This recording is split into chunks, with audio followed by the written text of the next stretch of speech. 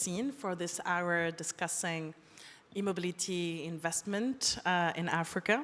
I'm Daphne Benayoun, Associate Partner at Dalberg, co-author of the FMO Dalberg report that Laura provided a brief overview. I'm truly thrilled to introduce you to the speakers for this panel, focusing on the challenges and opportunities of growing the e-mobility ecosystem in Africa more specifically. First, we have, you can hear me. First, we have Robert Agnier, Ventures Economic Ecosystem Building Lead at FMO, who has more than 20 years of experience in economic growth and enterprise development, and who played a pivotal role in the development with the Dalberg team of our joint e-mobility report. Then we have Jovaria Omerali, investment manager at BII, formerly known as CDC Group. At BII, she's responsible for investing in development sectors and supporting partners and companies with their financing needs to build high-impact, sustainable, and inclusive businesses. Then we have Paul Shagar, Chief Commercial Officer at Tukende, a lease-to-own financing solutions currently operating in Uganda and Kenya to increase access to relevant mobility solutions with an holistic approach combining insurance, tracking, and service bundles. Then we have George Appiah, CEO and co-founder of Solo Taxi Ghana, which is championing affordable, clean transportation to facilitate free movement of Africans through the local assembling and manufacturing of solar vehicles. Solo Taxi locally design and assemble electric vehicles and works actively to scale green mobility infrastructure for Africa.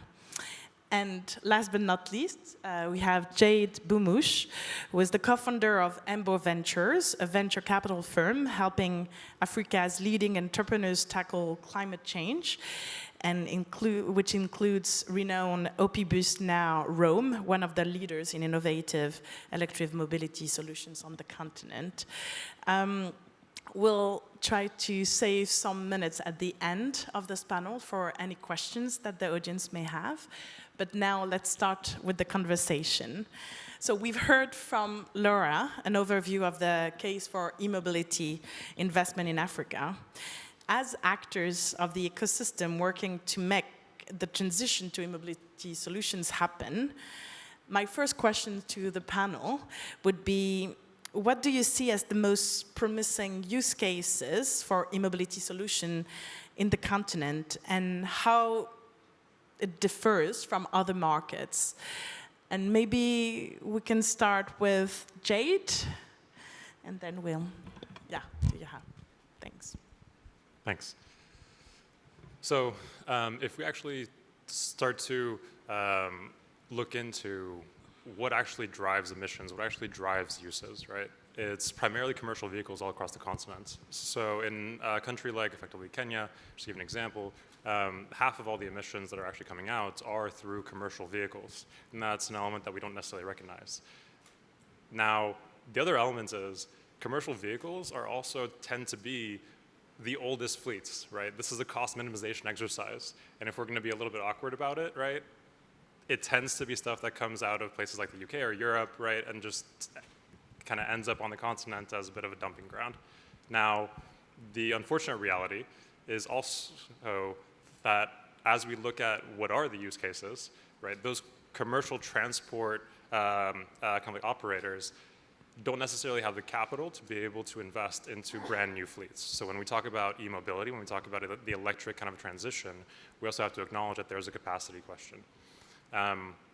That being said, there's entrepreneurs, and there's a couple who are here, right, who are already actually tackling this, right? And when we look at the most promising use cases, I think we have to start with the commercial, which is fundamentally different. And then inside of that, there's a couple of key kind of areas of interest: logistics, transportation, right? Transporting goods from point A to point Z.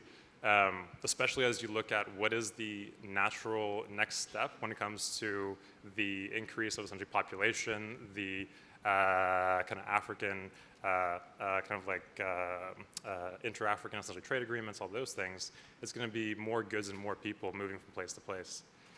We need to have that be electrified. And we need to do it in a way that's actually commercially compelling for the companies that are trying to do those things. On the other end, it's essentially urban transport, right? Africa is increasingly actually characterized by large urban areas, right, where more and more people are actually coming in. So if you don't tackle the urban transportation challenge, then you're not necessarily tackling some of the most important, effectively, drivers of emissions and emissions growth over the next kind of 10 to 20 years. And George is actually directly trying to tackle some of those, so maybe I can pass it over to him. All right, thank you. So I think you make key points regarding some of the drivers in touching base on urbanization.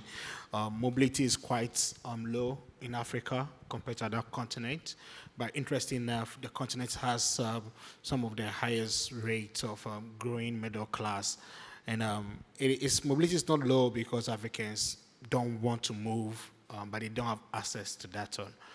So to be able to drive this, then becomes a need for us to have that infrastructure that allows most Africans to be able to get access to affordable, but in this case, sustainable.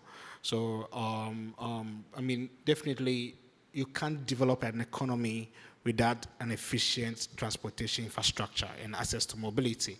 So with this, it opens the room for great opportunity for that. The second part has to do with the transportation sector being a very key part of most African economy. Most African economy depend about 70% on the transportation sector. Case in point, in Ghana, majority of our current inflation is due to the cost of transportation affecting food and other lifestyle. So where you have something that you can address that, where transportation costs can go low, because operational costs by switching to electric cars for most of our clients are about 90% cheaper.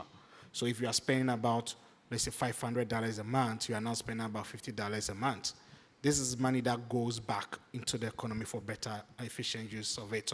So that is a key economic driver when it comes to that on. And for us as a startup, that is something that it make it easy to sell our product on. And most of our clients, they have that direct experience of using an ICE vehicle to electric, where they know how much they save instantly. So you don't even need to market it that much.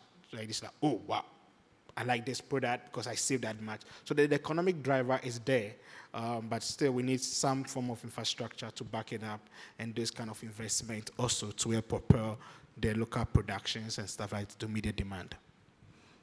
Thanks. Maybe, and actually that's good that. Do you want to say a few things, or no, it's fine. I was actually going to ask you a question.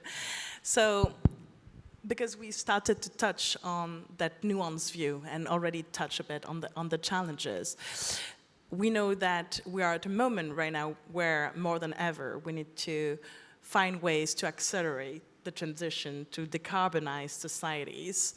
And we've seen from Laura's overview, but also from a few of you and already interested and involved in making e-mobility transition happen, that there is a case and opportunities.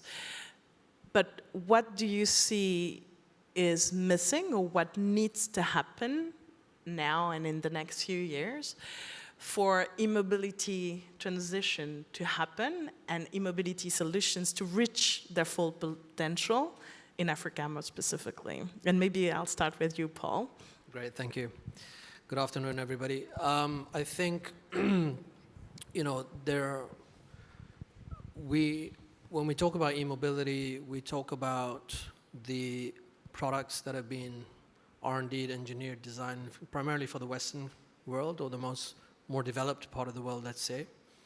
But I think what is promising is, for example, what my colleague here from Ghana is doing with Solar Taxi, is there's a number of very promising startups that have started up in Africa for Africa. So I think in terms of product market fit, in terms of their performance, their design, that's a positive. What is missing is, I think, two things. One is access to affordable finance. And I think the second is making sure that the product pricing is fit for the market. At the moment, all of the e-startups that we're speaking to, predominantly in East Africa, there is a price premium between the ICE model and the e-product, right? That is where we're looking for investment coming in, grant support, whatever type of financial funding is available, in order to get the train, so to say, moving, start building the momentum, start creating the awareness so that we then have that gradual adoption and eventual transition away from ICE.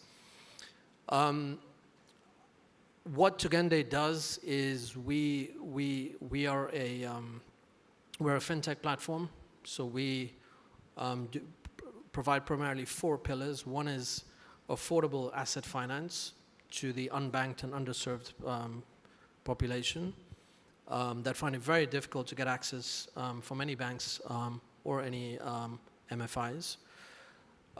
We also provide value-added services and credit upgrade opportunities to those customers that have been vetted and have been issued loans by us.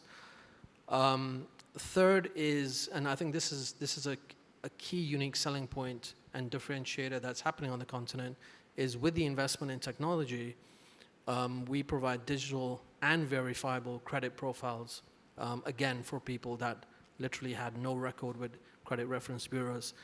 And I think last but not least, it goes way beyond the product itself, is providing an ecosystem whereby our customers can remain in that ecosystem, moving themselves up from the bottom of the pyramid into a whole myriad of different product services and upgrade opportunities. So I think the fact that we've now dispersed in excess of $40 million of assets to close to 60,000 customers, we have de-risked, we have shown it is possible, we are bringing the tech on board, we are now reaching out to the e-mobility companies to say, look, we're here to help you scale up as much as we can, but I think at the end of the day, we need further investment, like I said, particularly on the premium on the products, as well as,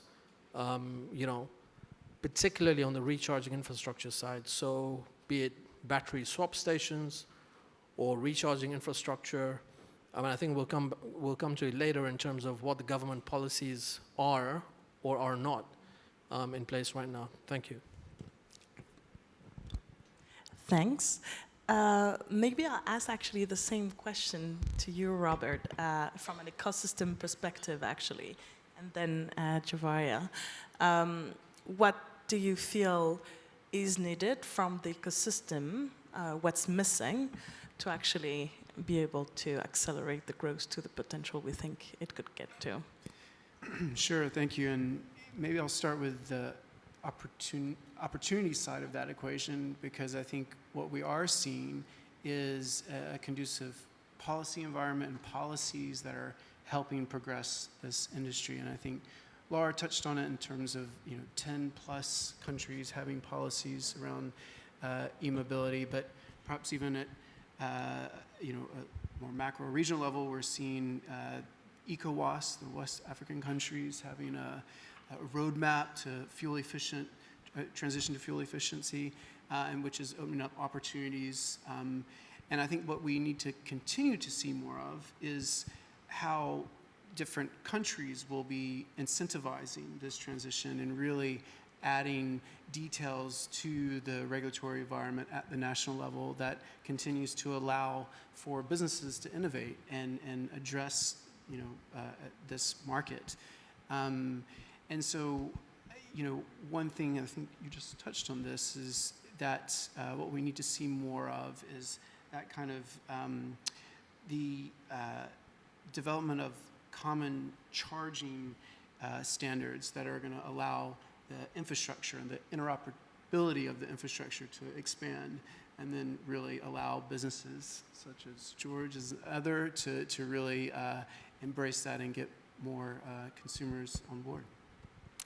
Thanks. And I had a question for you, Javaria, especially as a lot of your focus is on climate financing. What do you see both the opportunity and maybe the challenges to direct a lot of the climate financing available to e-mobility investment in the continent right now? So for me, the opportunity is huge in Africa, but also the hurdles are really big as well. So the opportunity actually to transition from internal combustion engines and transition from being dependent on fossil fuels, especially countries that are non-oil generating, right? It's immense. So, and you've got already countries like Kenya, where about 60–70% of their energy source is through renewable, right? So for them, the transition to electric vehicle, right, it's simpler than, let's say, a country like Nigeria, right? So in effect, for me, the opportunity is big there, and I think the challenge is actually getting governments as well to embrace, not just on the legislative side, but creating the ecosystem that's conducive for private investment, especially in the ecosystem. So not just in supporting startups and bringing in electric vehicles, but in providing clarity on the charging infrastructure, building incentives for people, consumers who are adopting electric vehicles. So for example, making it less costly, right? Decreasing the duty, the tariff on importing or buying an electric vehicle versus an internal combustion. So I think for me, the opportunity is huge, but there needs to also be a drive from the government to invest together with the private sector into the ecosystem itself. Thanks. Go ahead, Jade.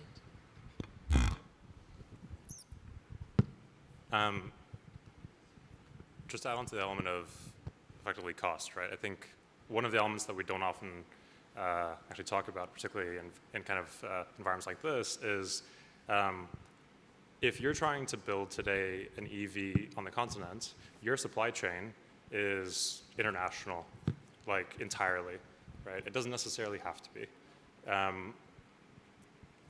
3/4 of all the natural resources that you need to develop batteries, which represent more than 60% of the average cost, are on the continent, and yet less than 10% of those natural resources are actually available to producers on the continent. And so if we're talking about like ways to reduce cost, I think localizing supply chains in a meaningful way, right, and actually empowering local actual essentially kind of players to be able to innovate, to be able to produce, to be able to do all those things is such a critical actual part of it, right? There's obviously long-term contracts and political implications and all kinds of other stuff that has to be taken into account, but at the end of the day, like if we really are serious about this and we really are trying to drive this, I think we have to acknowledge that as a critical challenge.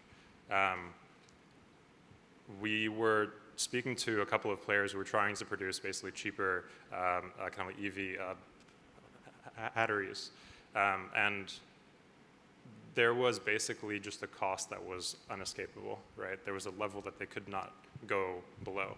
Now, their ingenuity means that they were actually able to get to a lower cost through a number of other effectively innovations around it, but then the scale was kind of limited.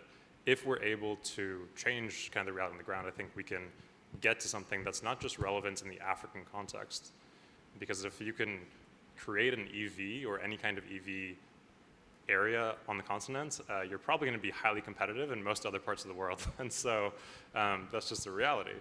So if we can do that, maybe we can actually step beyond just the African context and actually have African leaders competing in places like US, China, Europe, India, and elsewhere. So sorry, I just want to mention that. Thanks. And maybe I think it's the right segue to ask George, as an e-mobility startup in Ghana, what do you see the main challenges to you to scale in the country, but in the region as you're set out to do? Sure. I mean, definitely demand is not part of it. that is well established. The demand is actually overwhelming for us, and we never expected such a huge interest in e-mobility on that. So that is out of the way. Our biggest challenge right now is definitely financing. We are struggling to meet our demand in terms of production. We currently have a lead time for producing a bike about 3 months. That's what it takes us when an order is placed and for us to do the production. And we have that limitation around that. So we need to take over that part of it, and we can do that through financing. That helps us to increase our production. Definitely there's gaps around supply chain that we need to work as an ecosystem. But there's part of it that need more of that kind of grant investment to allow such place or such infrastructure or such gaps to be addressed, including even human resource and other things. I mean, we have gone out of our way. We have invested in a film engineering academy. Oh, by the way, 90% of our engineers are women. I think we are the only automobile company in the whole world that has more than 50% being women. So, yeah. So we have to invest in that to be able to get the right talent, to get a team to join that on. But these are gaps. You can't scale up the sector without having the right talent into that also. And then we talk about the infrastructure part, the value chain that they have to do. In local sourcing, we have a target that by 2025, we want at least 70% of our parts to come from the continent. And this will take an investment in the ecosystem to make it happen. So these are the two things that I really highlight as some of the biggest challenges that we face. Thanks. Actually, now I have a question for you, Paul. As Tukende providing asset financing and asset financing solutions being considered as one of the key pieces of the overall puzzle, you've been providing solutions initially to ICE mobility and looking at expanding the offering to electric mobility, and you've been doing that. What do you see as the main challenge for Tukende to expand or transition fully to electric mobility in the next few years and supporting electric mobility solutions? Wow. Fully is a big one. Or not fully, but... So I think, I mean, in all honesty, I think the transition is going to take anywhere between 10 to 15 years. In the absence of concrete government policy, emissions regulations, for instance. When you look at the UK or you look at Germany, for example, approximately 60 to 70% of the current recharging infrastructure is owned by private companies, right? But there's a big component that's owned by the government itself. So I think that piece of the puzzle is really missing. I'd still come back to the product pricing. We're probably on the most price-sensitive continent. The ability to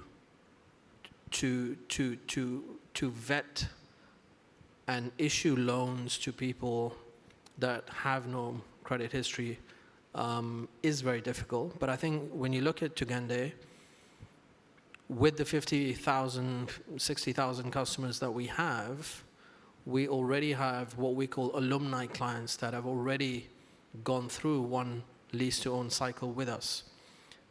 That already provides us with a huge, let's just say, head start, where they can now come back for their second or third product. I think the record is held by one of our customers who's had 13 motorcycle taxis back to back. It's incredible. So I think we can certainly provide that head start.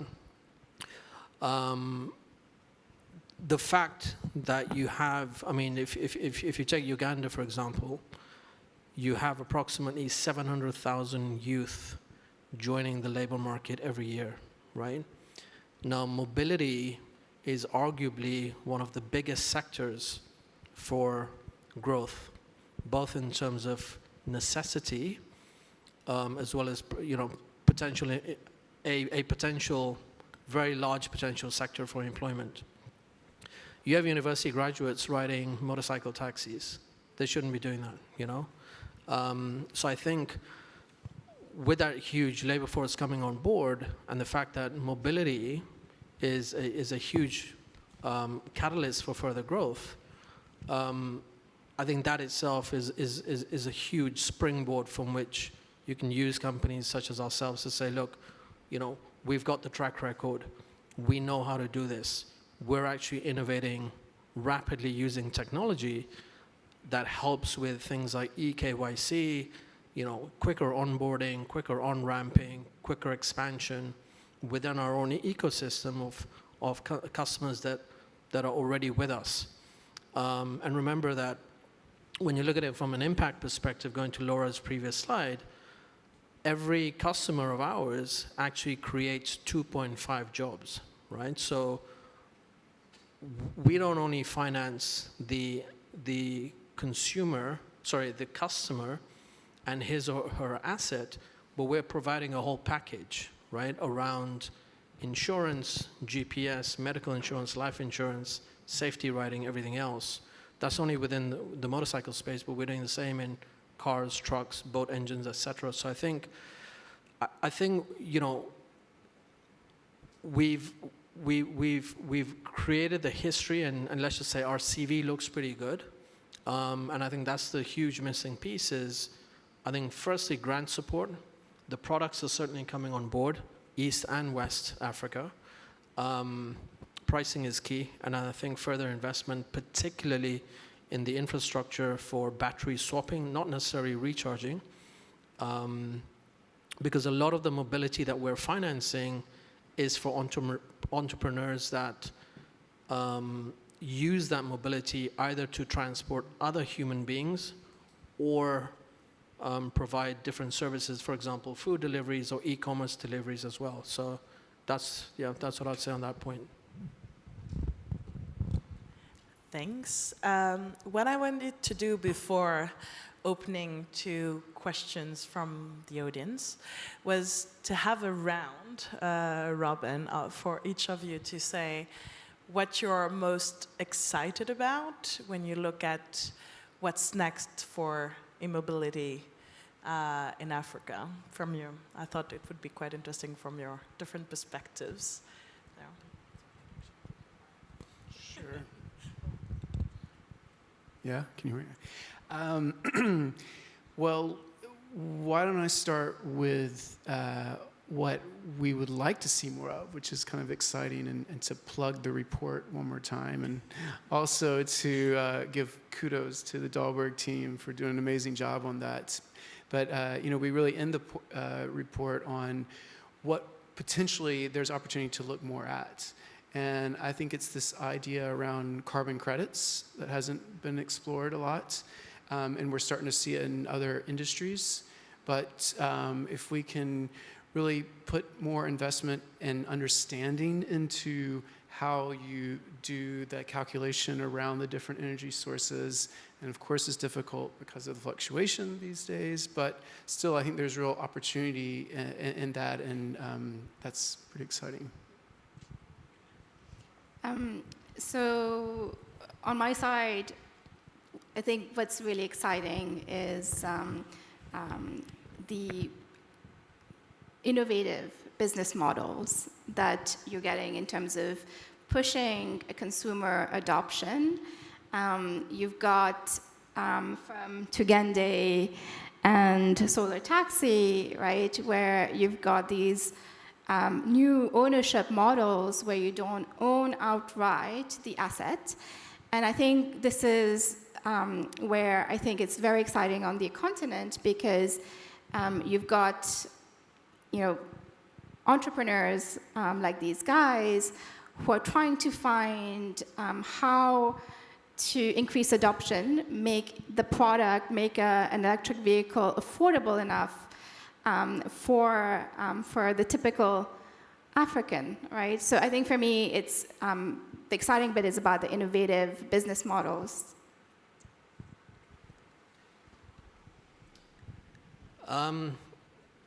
I'm just really happy to see the Dalberg FMA report. I think that was that was a great start.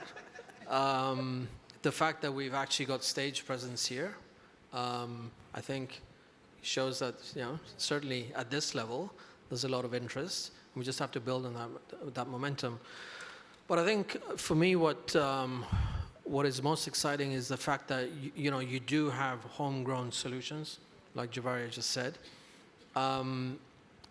But you also have tech leapfrogging that's taking place. When you look at the direction that companies like ours are actually taking, we're actually implementing best-of-class tech in Africa, made in Africa. So I think that itself is kind of worth a pat on the back, that we don't have to always look to the Western countries or to Asia or somewhere else for that to happen. The fact that you've got Jade already investing in homegrown companies like Rome, who we're speaking with, and the likes of Zembo and Ampersand, who we're piloting with as well, I think the outlook for investors is very positive.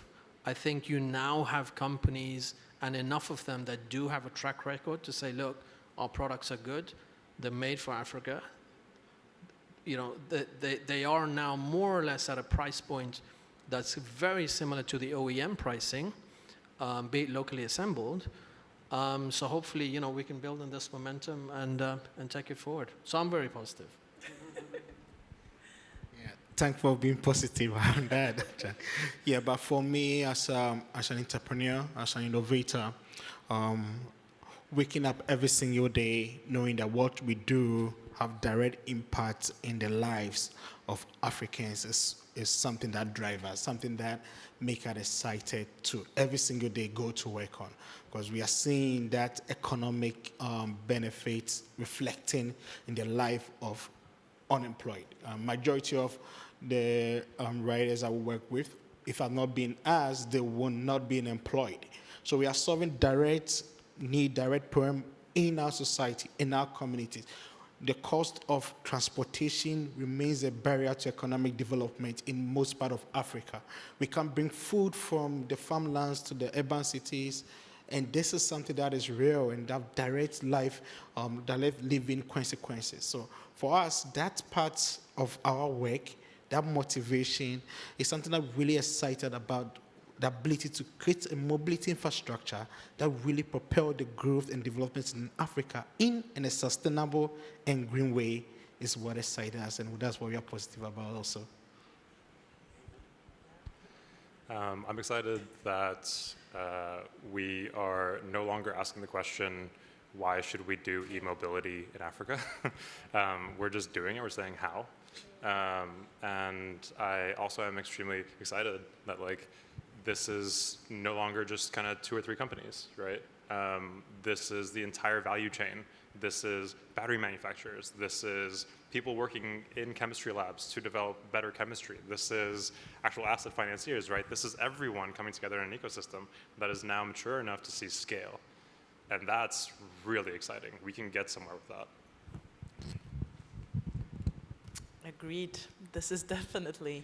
Sorry, can I just add? I think with the rise of ESG investing as well, George, you touched on the impact side of it. The fact that what we collectively are doing here has a direct positive impact on societies in the millions on the continent that seems to be leading in many ways on the tech side, I think that itself should give a number of investors a real feel-good factor that globally, I think the story that's happening in Africa is incredibly positive, dare I say, more than anywhere else. So I just wanted to add that in. Thanks. On this very positive note, I think it's also, well, first, thank you all. But I wanted to leave a few minutes now for any questions from the panel. So I don't know if we can circulate a mic, otherwise, yeah. Thanks. if you can say your name, your organization, and to who you Very asking. quickly, my name is Dorothy Maseke. I'm from Kenya. The case for e-mobility is not in question, but I want to put Dalberg on the spot. And this is mainly to do with the fact that DRC produces 60% of the world's cobalt that is used for manufacturing. Every ton of lithium produced, you emit about 15 tons of carbon. So even as we work towards this, how do we close the loop to ensure that we are not increasing demand for EV, but then going back to our state, and especially in fragile states like the DRC and many other producers. Secondly, and for me this is a key opportunity. I'm from Kenya, so our government requires us to, we are allowed to import vehicles that are about 7 years old maximum. But many European manufacturers have actually are moving into EV. So the opportunity here is that there may be a crisis in about 7 to 10 years because none of the vehicles that will be importing as second-hand vehicles will be combustion engines. And without adequate infrastructure, then we will be in trouble. So just a comment from the opportunity side. Thank you.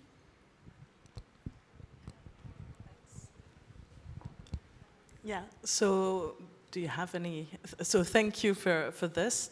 I can take the first question. Yeah.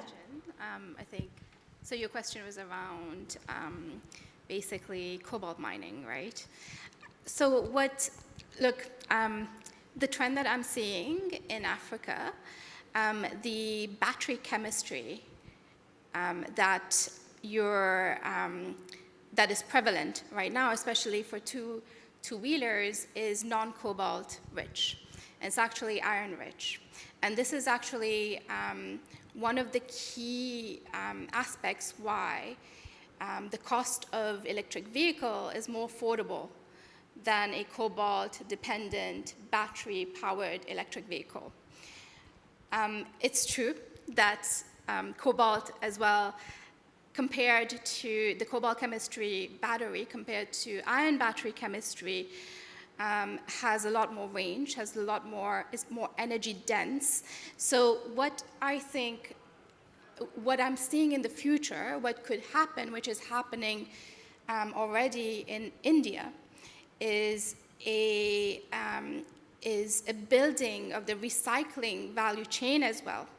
So where there's urban mining of spent batteries or batteries that have reached end of life that can be reused for other applications, right? So for me, there is a huge opportunity there, and you're already seeing it in countries like India who are trying to decrease their reliance on China, on the DRC. Yeah. So at Solar Taxi, we have a battery lab, and building up on the India case. So that's something we recognize important, the stages that we need to have control over the battery production.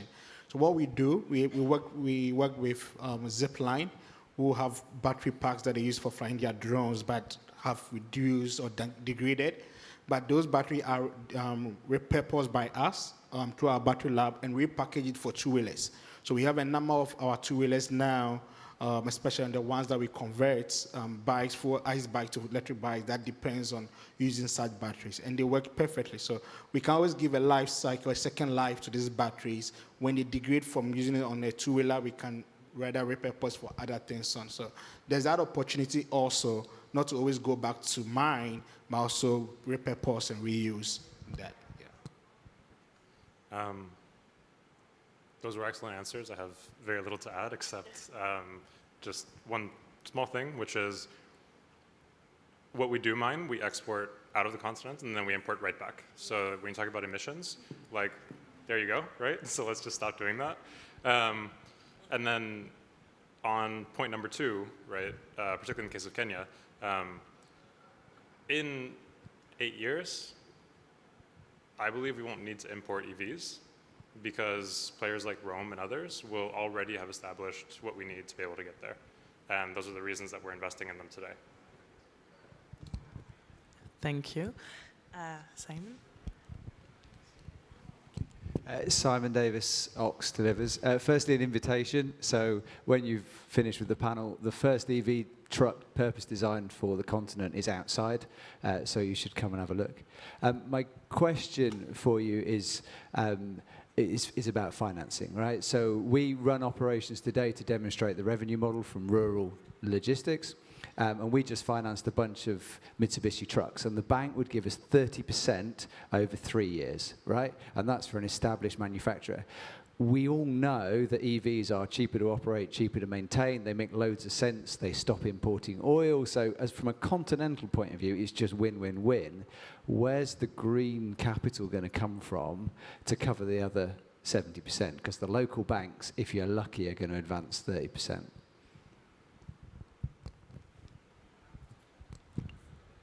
I'll try and answer you. The hope is that, I mean, we're already speaking with the local banks. When you look at, for example, the Kenyan banks, you know, we all know they're very, very profitable. Having worked at an automotive importer and retailer in Kenya, the third biggest actually, there is appetite for them to invest in green tech, and I think maybe Jade, you've seen some of that. So that appetite is growing, but again, what comes first, the chicken or the egg? They want to see more products on the road. They want to see that adoption taking place. The funds are definitely there, available locally within East Africa, but I think the bulk of the cash will need to come from countries like this. I see the key issue being on the infrastructure side, not necessarily on the product side. There's a lot of innovation happening on the product side, and I think the future, certainly on this side, is very bright. So hence, you know, we got to keep banging on the drum of Western funds or even Asian funds coming in from the likes of Japan, Korea, China, India, etc. But you know, we can talk until we're blue in the face.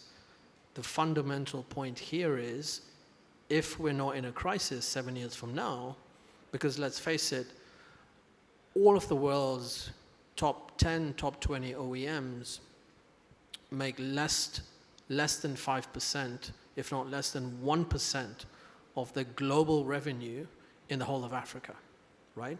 So yes, will they or will they not stop producing vehicles for Africa? Having worked for the Volkswagen Group, I can tell you they will not make vehicles specifically for Africa going forward. So my point here being, if government doesn't step in, doesn't have the regulation, doesn't commit themselves into investing into the infrastructure, then yes, you have got a potential mobility crisis on the horizon.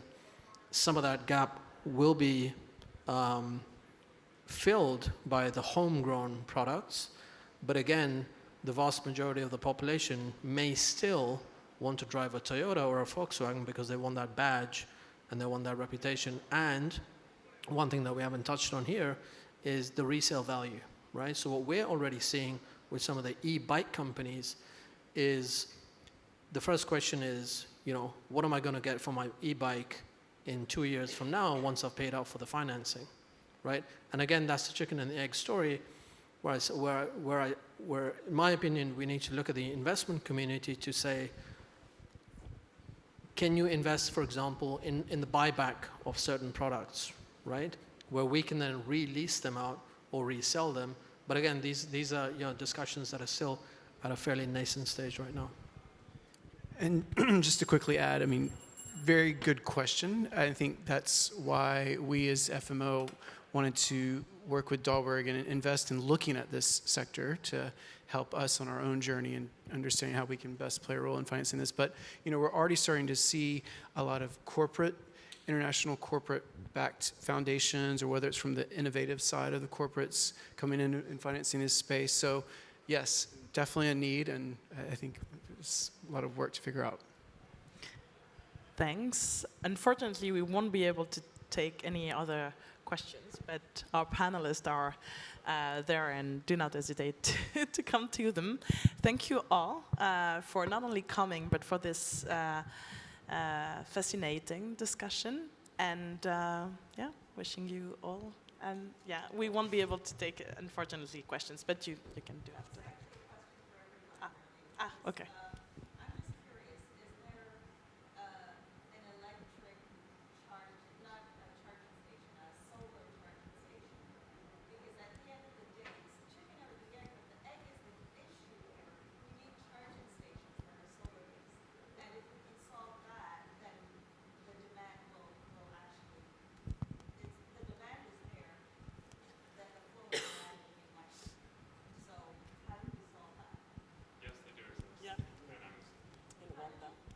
Yes, they do exist. Yeah.